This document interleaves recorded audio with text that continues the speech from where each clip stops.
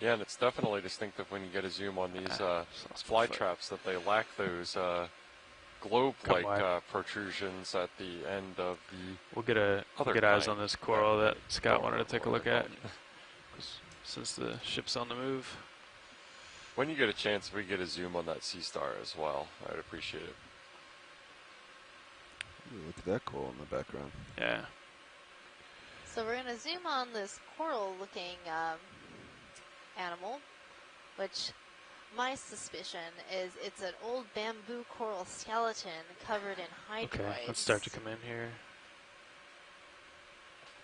And as we zoom in closer, we can see if that's correct. So I think I'm seeing those nodes and internodes of the bamboo coral skeleton, and it's branching internodally and then completely encrusted with this hydroid. I think I'd agree with you there, Megan.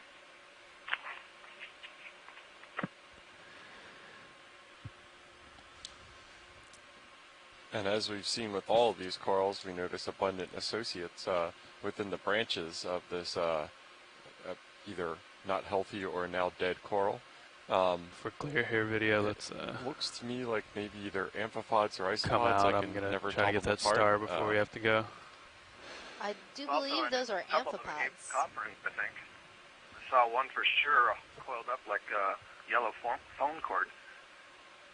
People don't know what phone cords are anymore. Why am I saying that? I still know what a phone cord is. Thanks, Megan. We're not that young. All right, let's come in there. Try to get it before we gotta go. Yeah, so we're looking at Echinoderm right here, a sea star, which, let me see if I can remember what I've learned these past couple days, has some sort of central disc and maybe some plating. That looks like That's the brittle stars. Remember, the sea stars are more fleshy. Yeah, and star-like. Yeah, I was saying what the brittle stars are like. Oh, okay. Hey. Hey, Chris. Ma. What's the star? Yeah, more art. Go ahead.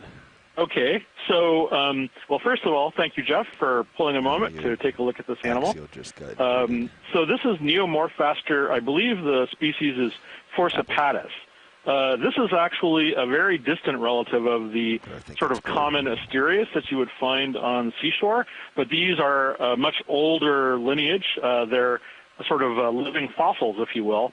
These are still kind of intertidal animals in Australia and in the southern hemisphere, but in the northern hemisphere, they're mostly deep-sea things.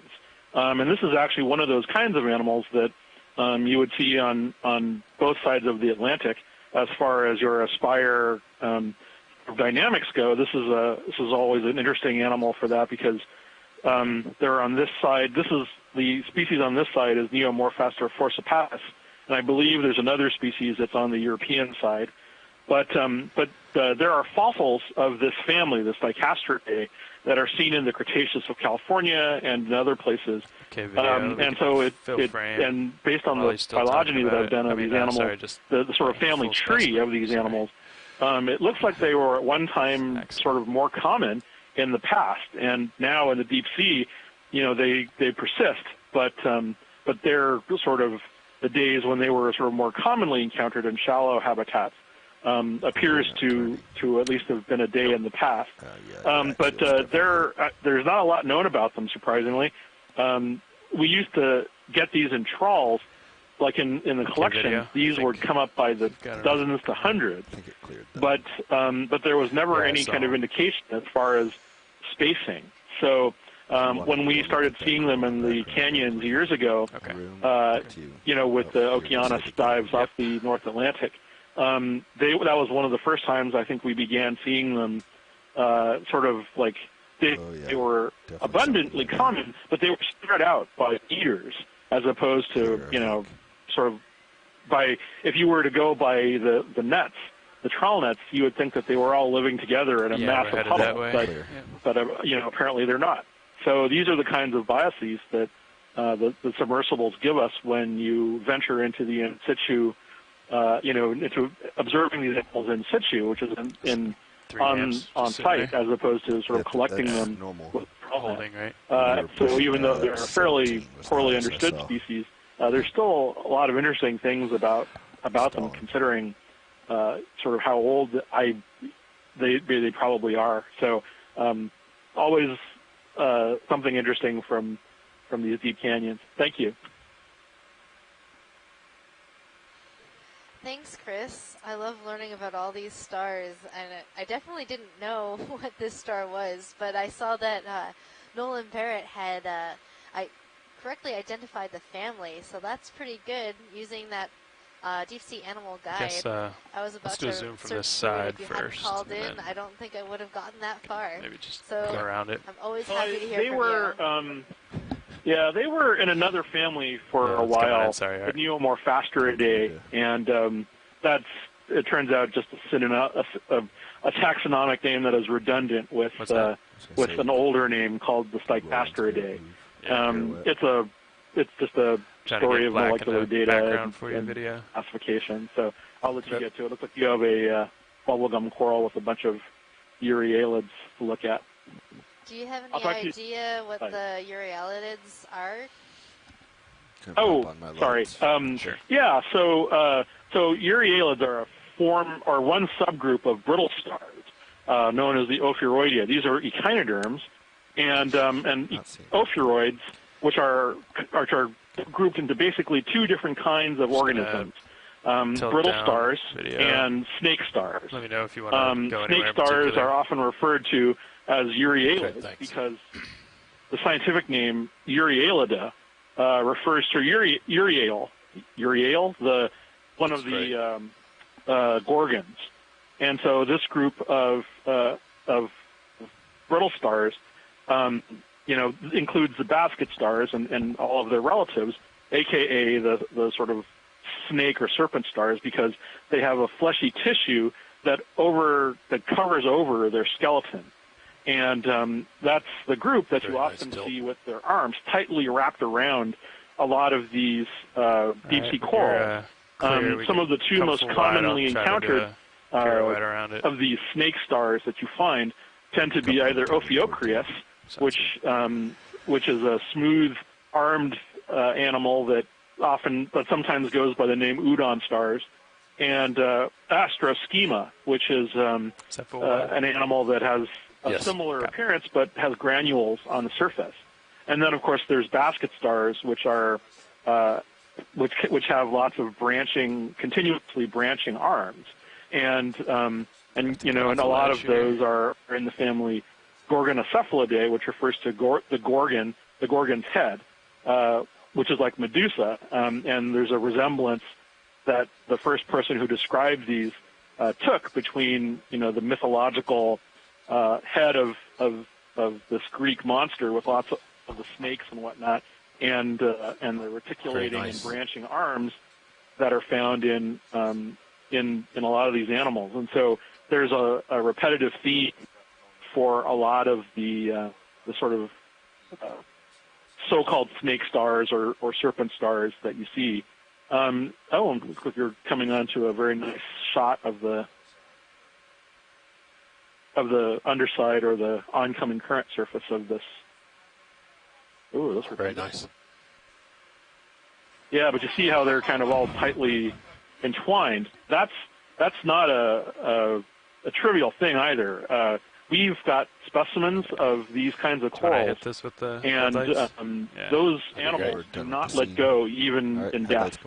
There are 100-year-old specimens in the collection, and those snake stars have still not let go. Also of note is that squids are very, very not want to let go of the camera frame. They are just absolutely cannot stand any other creatures being the focus of attention. Copy. Yeah, just let me know video. I think he knows it's with those snake stars. Right? That's the squid day. Yeah, Tooth is Tuesday. That's pretty good. I think we're going to stick with that one. Oh, I'm a sad biology nerd. We all are. Just okay to zoom in? Yeah, go for it.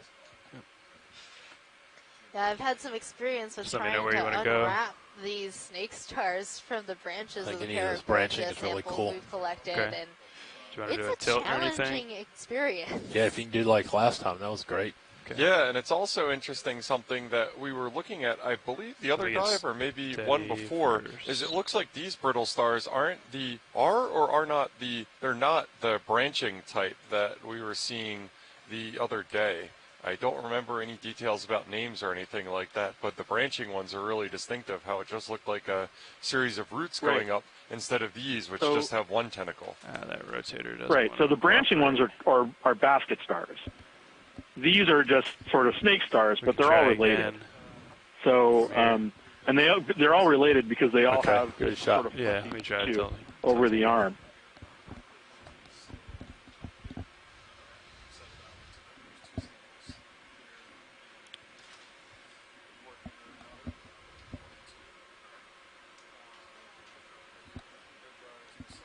See, that's the rotator. I have it constant. And the other interesting thing about these is that I guess in the Gulf they found that these animals just get a shot at the top where you can see a little bit of the dark. Cleaned the surface of their octocoral. I had it constant; it just jumps. And so octocorals that had the other these side on was them perfect though. Actually persisted a little longer than the ones that didn't have. We're still getting you over the science feed. I'm not sure if it's another open channel.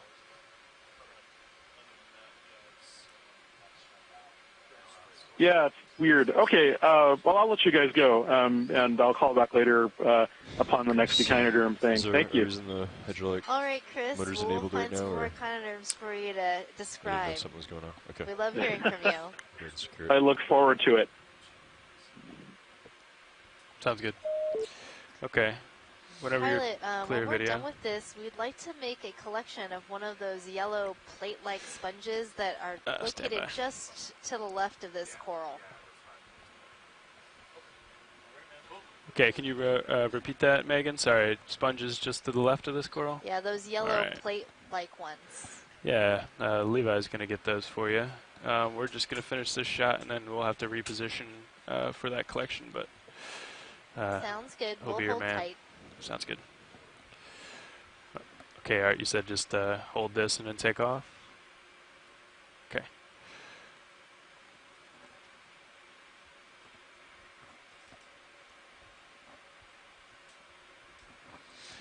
Okay, I've got the... Did you change that back? Did you turn the still off, Dan? Yeah, I just did. All right. I might turn the headlights off if you're ready. You want to keep them on? I was going to try to get a still shot of this guy. Oh, but okay, sure.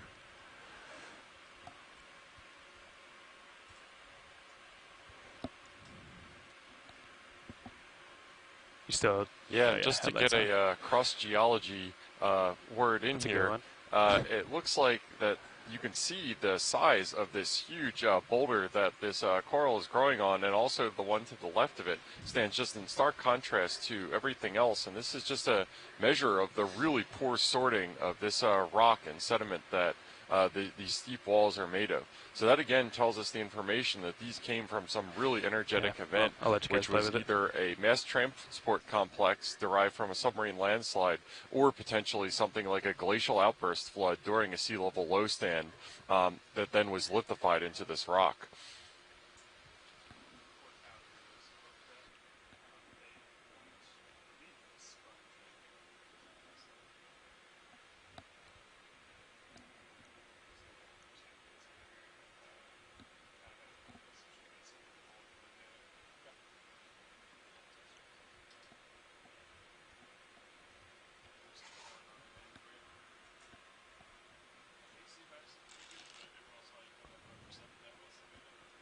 So we're getting into position right now and doing a shift change on our ROVs. We're targeting a collection of that shelf-like yellow sponge to the left of the very fancy coral that we've been looking at for the last couple minutes. Nav, hey, pilot.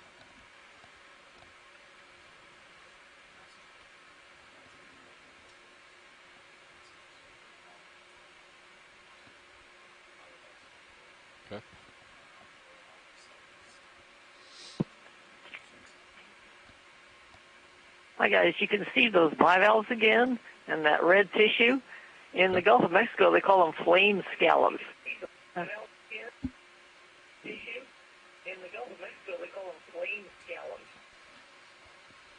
And they're related to real scallops.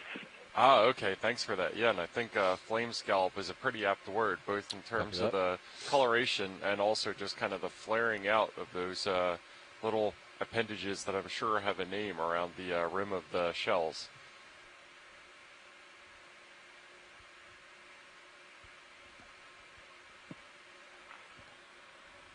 Everything has a name, right, Jeff? Everything. I think you're probably referring to the mantle tentacles. So the mantle is the tissue that secretes the shell, and certainly in the scallops they have little protrusions that are Dan, sensory. I got my face right on this most one. scallops are mobile. Jaws are a lot to closer. be able to sense their environment pretty good, but a lot of the bivalves have some kind of sensory structures around their margins. Yeah. Great, thanks. And mantle tentacles actually isn't as bad as I was expecting. I was expecting a highly specialized word referring to just the mantle tentacles only. I'm sure I can find one for you if you give me a minute. All right. Could probably turn the headlights off. Okay. Actually, headlights coming off. That was a joke. Maybe not. Keep them on. Yeah. Okay, and Mark, if you could put the Sirius camera on your monitor 12, you can help me keep an eye on positioning. It's the bottom left green button, SD, CP SD, or SLED SD. Yeah. Looks like you got hydraulics. There you go. Okay, we're going to have to go starboard side. I think there's... Yes. I think he said there's about 2 in the port. Not sure how far I'll be able to get the box open. I'll have to pluck and go. Yeah. Yeah, so bear with us as we take a moment to get in position to collect the sample right here.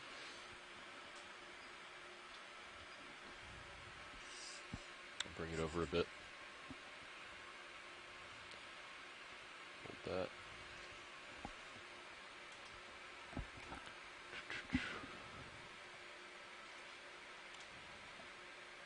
Well, actually, this is pilot. Go ahead, pilot. Yeah, how much of this are we looking to grab today? A nice chunk of it, maybe one of those lobes. Okay. Just going to give it a touch and see how hard it is. So we're thinking that this is an undescribed species of demisponge.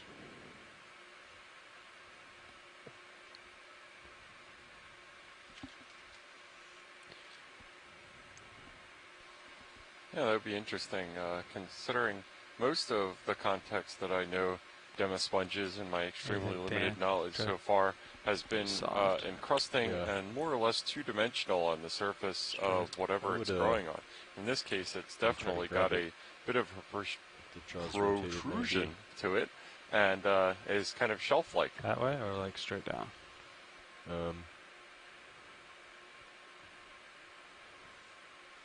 I guess I was thinking,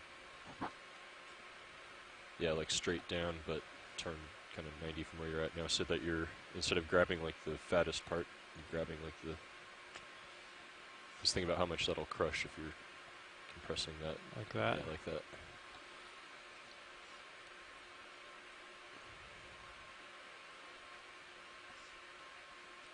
Okay. What you're going to want to do...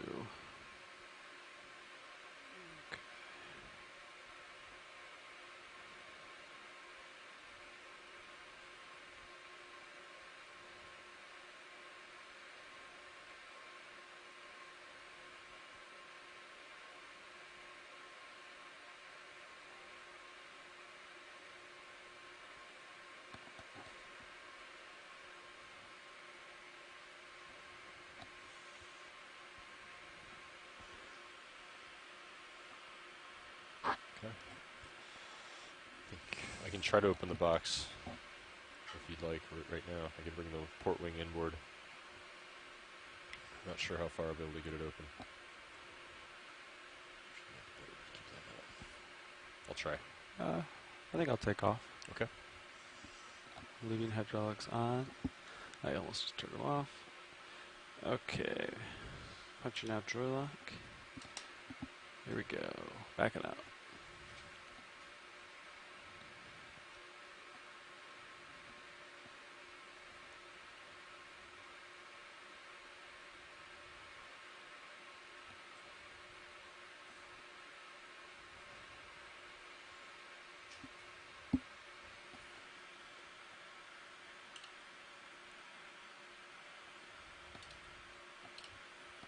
Okay, you can probably draw out.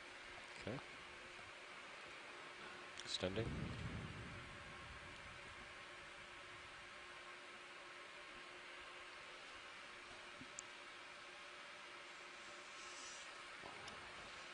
Go starboard inner, I think.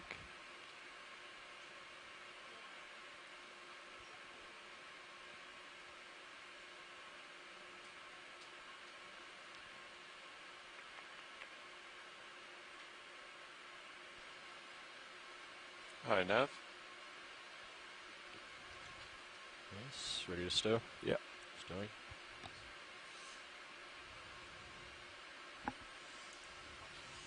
Okay. Ballpark, how much bottom time do we have left?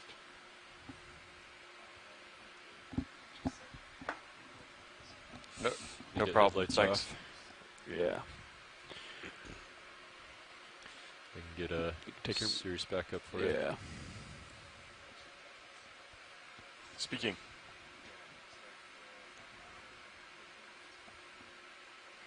That's how far into the dive is, or how far we have, how long we have remaining. Remaining, confirmed. Thank you. Okay, watch lead. I got it in the starboard inner, and now I'm just going to work my way up the ridge. Or is there anything else you wanted to see? Yeah, there was one more thing we wanted to see. Okay. There was a small sort of white, lightly pink coral right underneath that yellow sponge in that paragorgia that might be Lophelia. So I wanted to take a look at that. Copy. Just stowed your starboard lower in just to match the port one for now. I think that's perfect. Okay. Okay. Wasn't on his channel. All right, watch lead. Is that coral in the field of view? That is the one we're looking for, the right in the middle. Okay, good. Just making sure I got the right one here. Okay, come in video. I think it was this one. Try to get Oh, it does look like this is Lophelia, so we know it's here. Found it, and it is a live version. Yeah, this is what we came here for, and this is my first view of a living Lophelia specimen. Yesterday in the unnamed minor canyon, we saw a good number of chunks of these sloughed off as skeletons in the axis of the canyon. And this looks like them in their native habitat. And definitely I can see how far out they're hanging from the rock, how we would have seen those samples just kind of in the axis of the canyon with those meteor-like craters around them. That makes a lot of sense to me now. You come in further if you wanted. Yeah. So this is actually a very small colony of Lophelia. And it is a hard coral. So you can see how the calyces, those polyps of this coral, look very similar to that single polyp scleractinium we were looking at earlier, but they're all connected together by their unifying skeleton. And so when these colonies start growing really large, they form these large brambles and mounds that provide a lot of structure within the benthic habitat for a lot of other organisms like shrimp and brittle stars and other invertebrates. Yeah, we talk all about surface area a lot for being so important for biological processes and really anything in nature, the physical world. And it's interesting that this coral seems to form more of a three-dimensional lattice than any other thing we've seen so far. that coral that we were just looking at a minute ago, the pink one, was more or less a flat two-dimensional sheet, and I can see just how the complexity of this one offers so much more substrate and places to hide and places to hang out for all these associates. Just been turbid water. Yeah. It sure does, and that's what makes this type of reforming coral really unique in this deep water habitat. Most of the corals that we're seeing don't actually build reefs, but more gardens. You have the Gorgonian style corals, those fan-shaped corals that are creating three-dimensional structure, but they're not building these larger mounds. And so this habitat is quite unique for this area and can provide a lot of refuge to smaller animals, which is very important to the ecosystem. So protecting these areas can become of more importance given the animals that are living here, the biodiversity that is here. It's a really unique habitat that has a lot of biomass in it that is really, really interesting to study.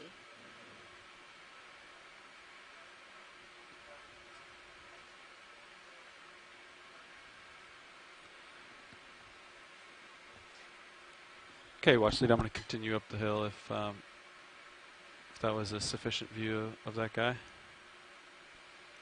Yeah, definitely. Thank you. Okay. Hi, Nav. Sorry to bug you again. That was 1 hour 50 or 1 hour 15?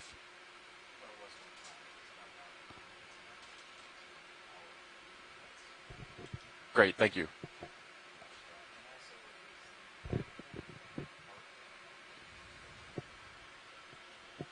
No, we're just working our way up the ridge, and we might want to, if possible, go laterally along this area now that we found this kind of hard area that's really interesting to us, if that's possible.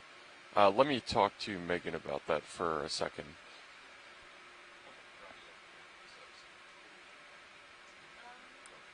Yeah. Yeah.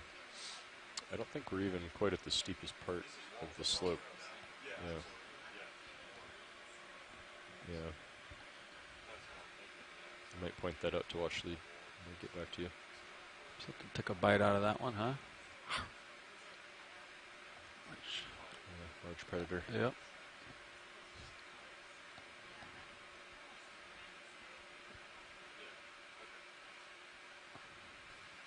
Yeah, Nav, I think Megan and I, if possible, if we could go along the contour at this point instead of continuing our way up the canyon wall, that would be more interesting for us.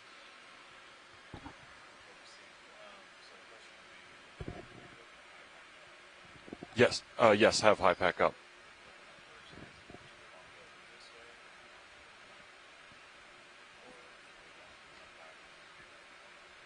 I think towards the northwest, so up the, yeah, exactly. I think like that would be good.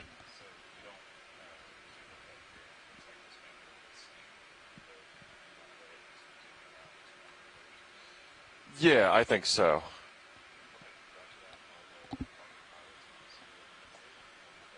Appreciate it.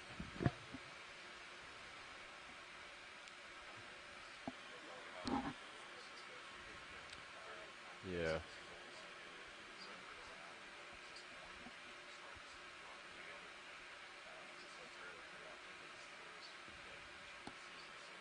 What heading are you thinking, Dan, for the move? Let me look at it on sonar here, and then can you get an idea from my pack? Yeah, perfect.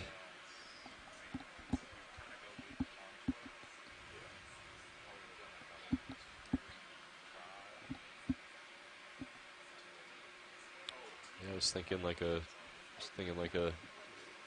300-ish, 290, 300 seems about right. Yeah. 295. Video, come in. What's that? Is that a baby or something? Or is that a damaged? Let's do a 295. Yeah. Yeah. Why don't we just do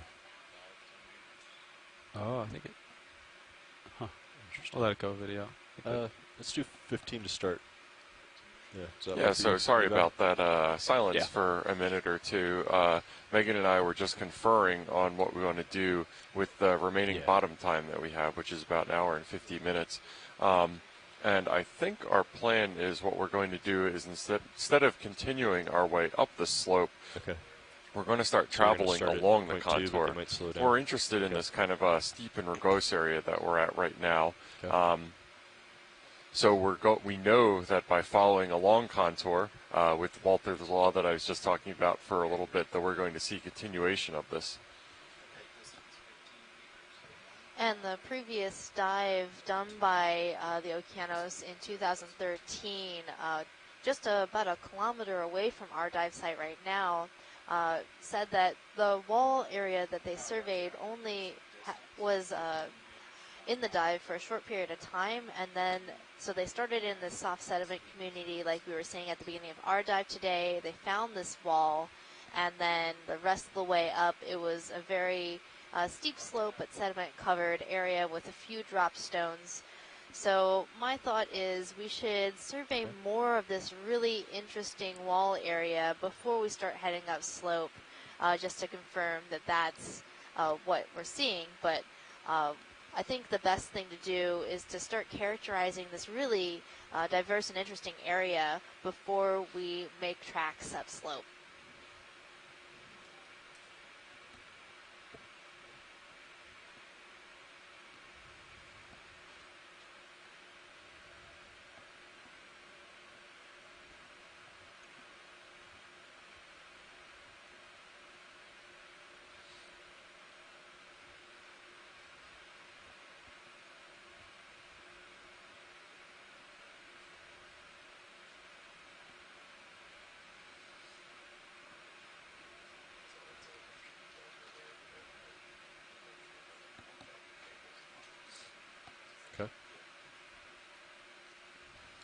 Yeah, so I am just applying a little bit of geology and geography to try to figure out and kind of reconcile what we saw yesterday in the minor unnamed canyon with what we've seen today, as well as the early Okeanos dive in this canyon, about a kilometer upslope in shallower water. That was about 5 or 6 years ago. So right now we're at a depth range of approximately 930 meters water depth. Yesterday we started our dive in about 950 meters water depth and ended it at 750 meters water depth. At the beginning of our dive yesterday in the unnamed minor canyon, we saw a very similar stratigraphy and rock structure to like what we're seeing right now. Again, in about 950 meters, which is about what we're in right now. As we wait for the ship, that makes sense that we're seeing the same geology at the same depth range over a very small geographic area. Compare that to the end of our dive yesterday. Once we started getting above maybe 900 meters or so, it got into much shallower sloping and fine sediment dominated environments, and that's similar to what the Okeanos saw in this canyon in 2013, a little bit upslope in shallower water and that same depth range. So if you look at this kind of three-dimensionally, we were profiling the same area on the Okeanos in 2013 as we were yesterday on the second half of our dives, because that was the same depth range and had that shallow fine sediment gently sloping area, when today on this part of the dive and for the first part of our dive yesterday we were seeing the same ones. So I've drawn Megan a nice kind of cross section here. Unfortunately I can't hold that up to the camera or anything like that, but yeah, just a good example of correlating regional geology across relatively short distances to kind of know what we might expect. Which is really great to have a geologist on board, because I probably might have come to some similar conclusion, but it's really good to have confirmation that my gut instincts about these types of things have an actual geological reason behind them. I know from previous experiences and dives in different areas, I've noticed these patterns over time, but you know, you can notice a pattern and not know why, and I just love learning the whys to my questions. I think it's a great mutual learning experience, Megan.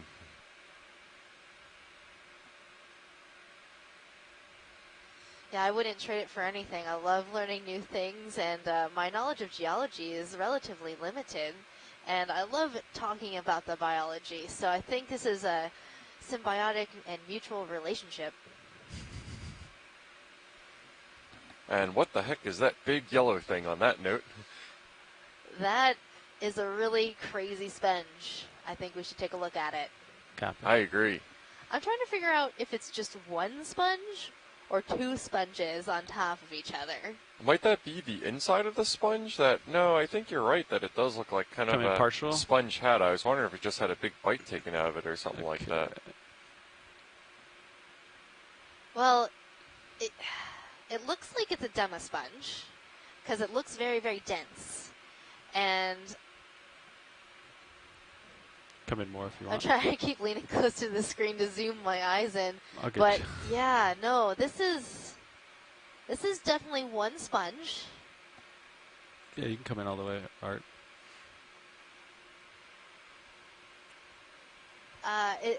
It's definitely a demasponge. Trey, and it's definitely weird. It looks furry. It does look furry. And so those are the spicules that are making up the structure of the sponge. Wish I had more sponge people on the line. Is this like related to Geodia? And then as we look over the sponge when we go to the lower center, was there a chitin on it? I think there's enough light on it. Yeah, I think so. I thought that's what I saw too. I think it was over here, Art. You can zoom out a little bit. Possible chitin. Yeah, so this sponge is in the same order as the Geodia sponge. You can frame these two up. Come in. Yeah, what are these two? Yeah, there's two chitins there. Yeah. That's weird. Yeah, it is. And the one in the middle looks really odd to me. It kind of looks like the abdomen of a cockroach. Yeah, definitely. I can see that. And it looks like there's a couple of them on there. Are they just using that as shelter, or is that their food as well? Well, they'll rasp the surface of the substrate they're on, which is typically rock. So they have a little tongue-like structure that they scrape bacteria, algae. This is too deep for algae, but in shallow water they'd be doing that with algae. And so it may be that they're scraping the surface of the sponge and feeding on bacteria or something that's living on the sponge. Maybe the sponge itself. I don't know. I don't know that I've ever heard of a sponge-eating chitin. You can go for the right one. Centering. Yeah, so this is a whole lot of unknowns here, it seems. So I'm looking through our animal guide, and I'm thinking that this sponge is in the family Geodia, or Geodidae. Copy. I'll try to hold that. Related to the Geodia sponge that we collected earlier. And they can have this sort of fuzzy outside appearance, but yet another yellow sponge. This is the land of yellow sponges. And it's interesting to me that the outside is like that lemon yellow and the inside is white. Paolo, could we get a sample of the sponge? I could certainly. We're still trying to figure out that chitin on the lower left. Certainly if it's try. a dead one and we're just seeing exposed plates, or if it's live and it's that whole wide, darker brown area that's curled up on the sponge. But you can come wide, I'll get you closer. I was thinking the same thing. And there was a smaller one that had that same body form right next to it. I wonder if maybe we can grab a piece. That's the edge that curls up on the valves. You want me to Zeus up? That looked like a pretty flexible one. Yeah, which is really odd. I'm used to seeing them be very, like, oval shaped. You have to go for the starboard and outer. Not have this cockroach body kind of shape, for the lack of a better descriptor.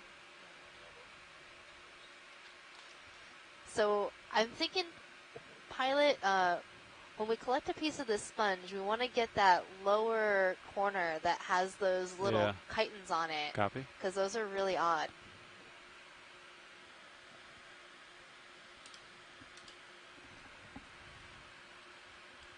probably Oh, get the and if I wing one the of our board here. shore-based scientists, Javier at DFO, in fact, has heard of chitons that feed on sponges.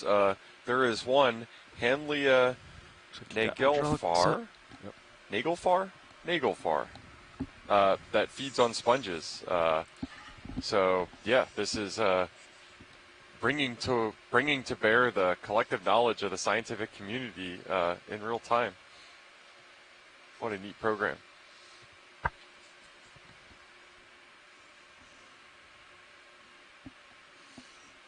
Video, you can zoom in partial on my Zeus.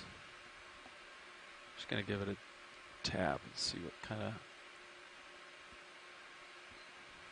Yeah, it should be very dense.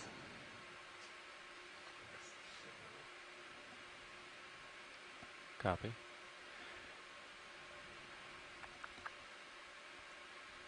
can also do your trick of breaking off a piece and just getting it in a suction sample bottle. Yeah. Might be like tough enough stuff that like that it like sticks together pretty well.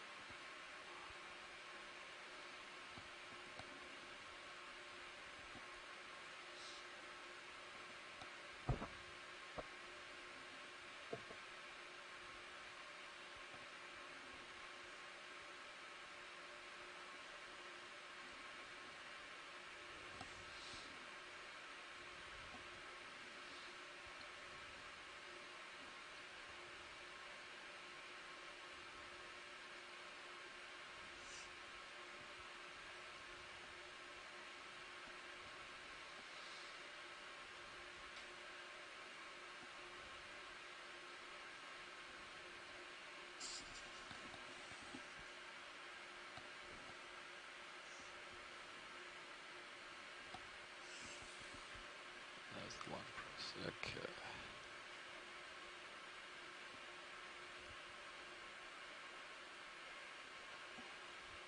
It's not. Let's see. Okay.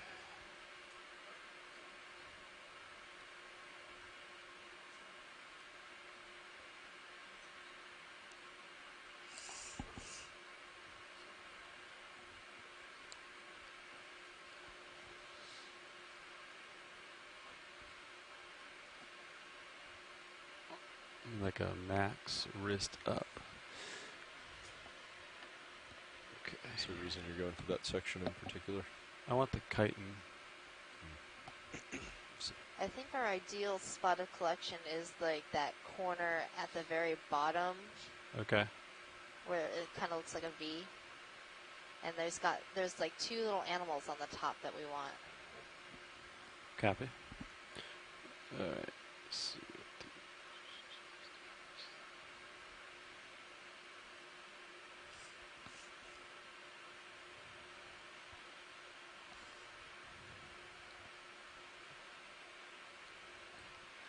You can zoom in on Mini Zeus partially.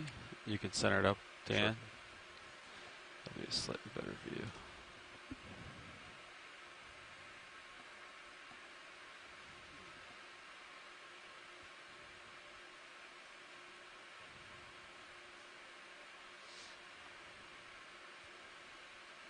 Right here, watch lead? Yes, that's it. Okay. Ooh. Concern it's gonna like. I might flip my jaws around so that way. Yeah. Concerned it's gonna like squeeze and not tear, but I'll give it a squeeze and see how it acts here.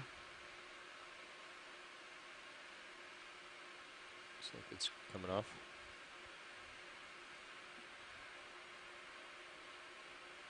Is it tearing? Yep.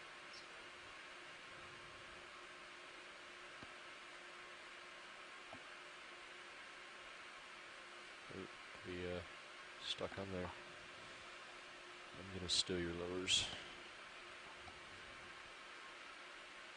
Watch your starboard side there.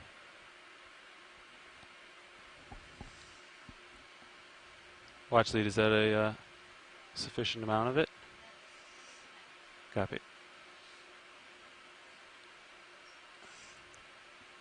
Okay, I'm going to wing inboard and draw her out. I think that'll be enough. I'll bring your Zeus down, mini Zeus.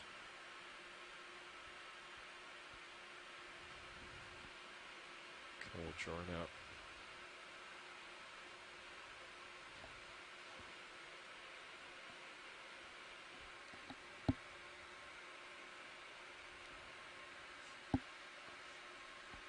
Fly good.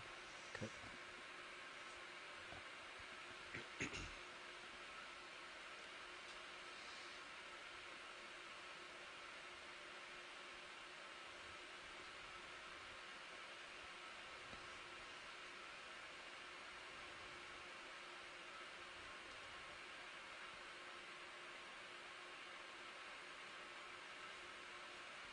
Did you see a drop? It's in. Okay. Clear? Yeah. Nice job. Thanks.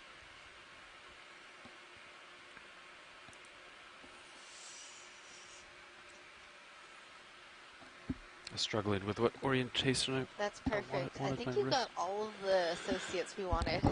I tried to like swipe them a little bit.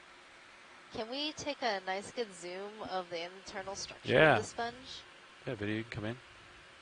Yeah, it kind of looks like cake, and we just took a perfect slice of it.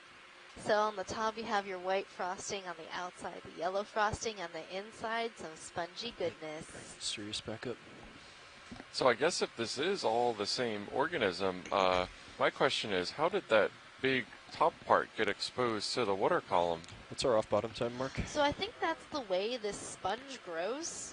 In looking at other demosponge images, we have seen this sort of really fuzzy, very spiculated, if you will, outside texture. You go till 15. And then the top has a lot of those small little openings, those oscula.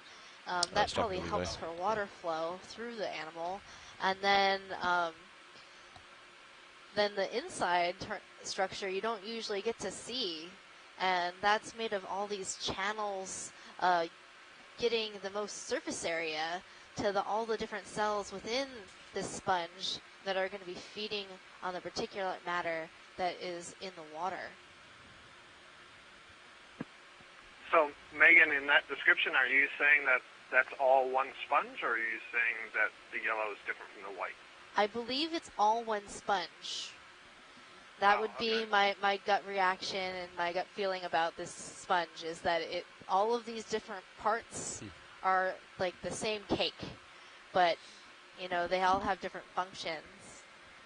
Sure. So that would answer a bunch of the questions that I just put in the chat room. But as I look at this view here and I see the yellow and then I see this smoother layer of white that looks like what I would have expected the layers of panacoderm of the sponge to look like, which suggests the yellow growing on top of the white. But then I don't know how the white sponge would be able to function if it's being covered up by the yellow sponge. Exactly. Do you want the forward lights art, or do you like this? Thinking that it's all the same animal, but just Copy. really, really odd one. The other images that we've collected from the Pacific with these different geodids, like there's one image that has over the entirety of this the sponge. It's like the surface of the sponge, and it has that sort of white. With the large osculums, or many small osculums all over the place. And then there is another one that I was looking at the most that had this super furry, hairy appearance. And it wasn't yellow like this one is, but it had like these very long spicules, bristle-like spicules covering the entire outer edge. And then the very top is also this sort of white with a lot of holes in it. So that's what I'm thinking. It's all one, because we've seen it before. Yeah, I mean, it'll be very interesting to have a look at that sample. I mean, not by me, but by sponge biologists. I'll want to ask them how it is then that there can be this really sharp demarcation in color and texture at one part. I mean, to me, this looks like one sponge overgrowing a different one. But in either way, I'm really interested to see what the sample yields. And it's fantastic. We got some associates, those chitons. So terrific sample. Nice job. Thanks. I'm really excited about this. Every sponge we've collected has been more exciting than the last. Come out. If I wasn't excited before, I was when you put it in cake terms, Megan. Want to take off, yeah? You know, I'm really considering getting a cake made that looks just like this. Another 15. I second this notion. I think 295 worked pretty well. Yeah, why don't we do that again? Or if not a cake, maybe like an ottoman. I think, you know, in terms of my sponge furniture collection, it would fit nicely. Forward lights off. Oh, thanks. You're going to have to decide whether sponge leggings or sponge ottoman comes first when you get back to shore. Well, I think I already ordered those leggings, so they'll come in the mail first for sure. I might have to construct my own it's a good time sponge to flip ottoman. out, I think. That might take some thinking.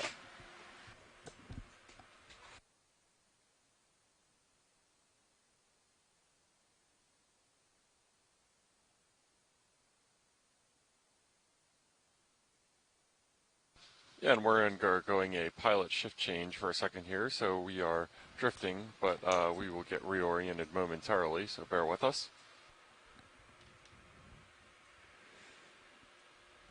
Okay. Got Dan Rogers in the pilot seat.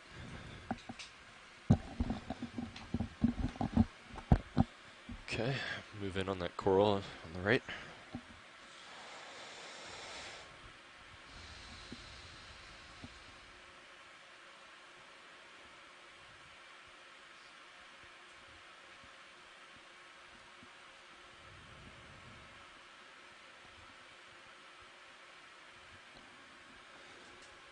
I left the craft pretty far inboard, didn't I? Or is that about right? Looks about right.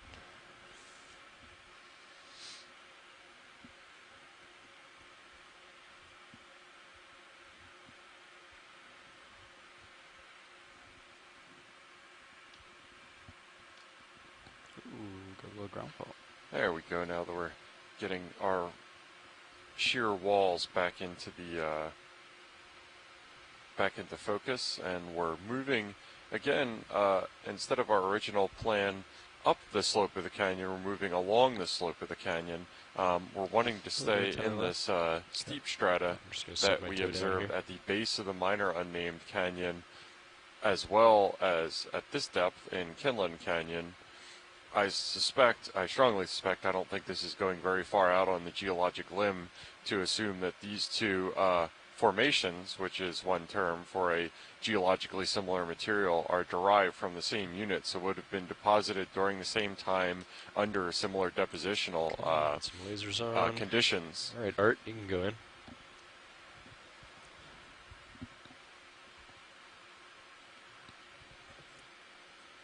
And yeah, it looks like we have a white coral here. So this is a white morph of Paragorgia.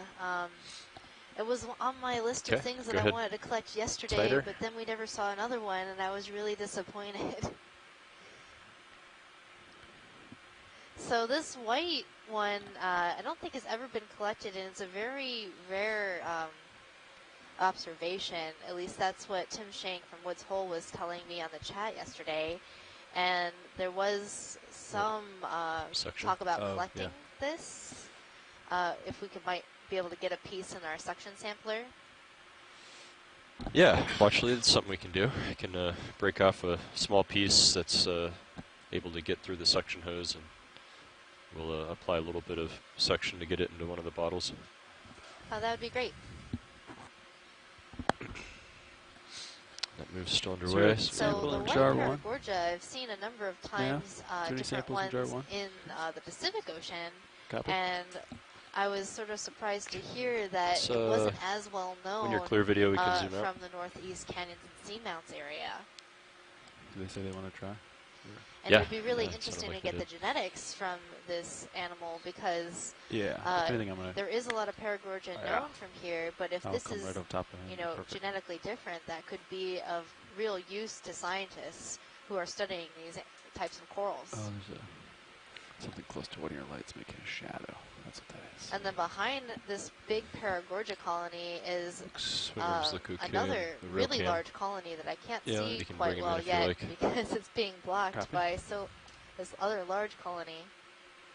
But we'll take a look at that later after we've collected this small clipping from this coral. And if you're following along at home, it's really interesting to take a look at feed 2 from the Sirius camera, just to get an idea of how sheer this canyon wall that we're working with right now, and that Deep Discoverer is perched on a small outcropping to remain steady enough to grab this sample using our suction sampler. Yep. So a couple of bits. I don't know if we're going to get any of the main branch. Yeah, we can get... It's a shame that we're not going to get time in this dive to test my hypothesis that this is the same general unit that we saw in the unnamed canyon yesterday. And we would do that by traveling upslope to the shallow depths at which everything shallowed out yesterday in the minor unnamed canyon. We have approximately just grabbing that a half hour or so left of bottom time. Tip of that branch on the right, or upper right, and then bringing it to the suction hose, and then letting go and bringing it into the bottle. What do you think? That sounds good. Okay. Yeah, if you grab too big of a piece, then you can just push the main branch in. Yeah. Yeah. Let's try it. Yeah. I think our bio boxes are full, so yeah, that's what you gotta do. Got jar 1 ready to go. Okay.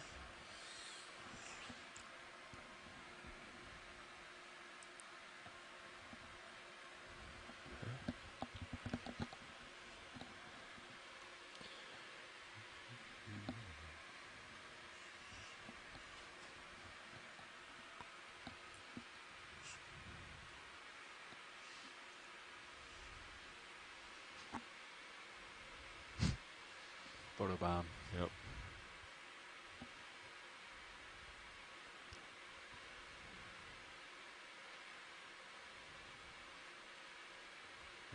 Okay. Associate or not?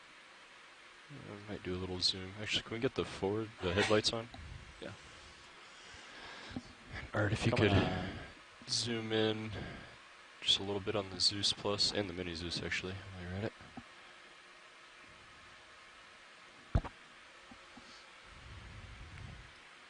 Yeah, that's good right there. Thanks. So I'm thinking, something like that. Yeah. And then get the end into the effector. Yeah. Kind of break some of them off on the way in. Yeah. Hopefully they end up.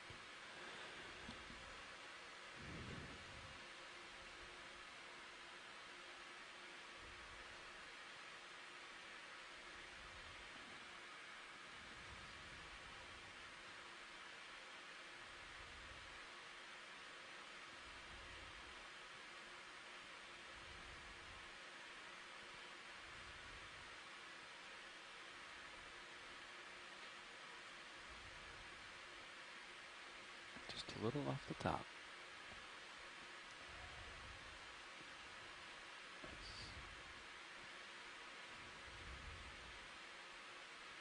Okay, let's come out wide on both cameras, please.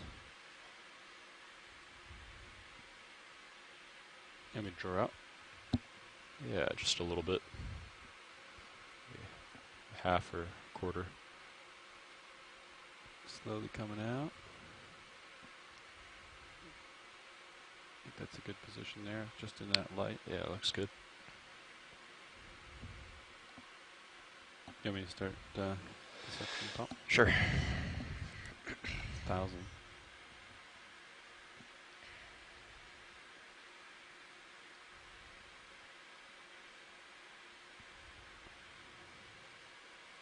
Might do more. Yeah. To make sure, you know. Yeah. 1600.